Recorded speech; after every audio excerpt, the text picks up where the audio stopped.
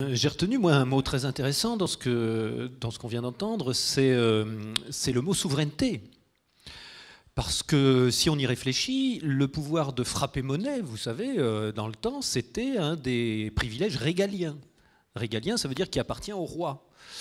Et les privilèges régaliens, il y en a 3 en général dans la plupart des analyses. C'est le pouvoir de frapper monnaie, le pouvoir de rendre la justice et le pouvoir d'assurer la sécurité. Sécurité intérieure avec la police, extérieure avec l'armée. On comprend assez facilement que si on n'a pas le pouvoir de frapper la monnaie, on va avoir du mal à payer les gens qui rendent la justice et à payer l'armée et la police. Donc le pouvoir régalien principal, c'est le pouvoir d'émettre la monnaie. Alors quand c'était le roi qui mettait sa tête sur des pièces ou sur des billets, quand c'est l'État, dans certains États, ça existe encore, qui frappe monnaie et qui distribue, c'est ça le souverain. C'est celui qui décide finalement de... Toi, tu vas avoir de l'argent, mais toi, oh, non, tu ne vas pas en avoir. C'est le pouvoir de décider si, tiens, il y a un projet là-bas, lui, il veut faire 10 000 hectares de permaculture, et puis lui, il veut financer une centrale nucléaire. Ah ben, je vais lui donner à lui parce que j'ai des amis qui en font. Puis lui, là-bas, non, c'est pas rentable, ça ne m'intéresse pas.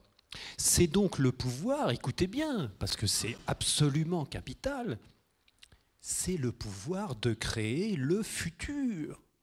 C'est ça le pouvoir monétaire.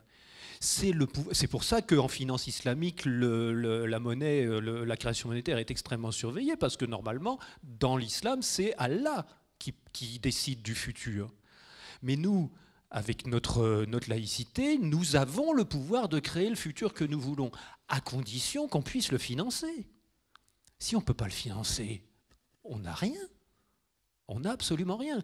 Donc, c'est le souverain qui frappe la monnaie, mais on peut dire à l'inverse, et à mon avis c'est beaucoup plus juste, que c'est la monnaie qui fait le souverain. C'est le fait de pouvoir émettre la monnaie, de pouvoir donner le crédit là plutôt que là, qui fait le souverain. Or, en ce moment, je cite Bernard Maris une deuxième fois, le roi, ce sont les banques, en ce moment. Et si on se pose la question, dans une société démocratique, c'est qui le souverain? Ben, c'est le peuple, c'est chacun de nous.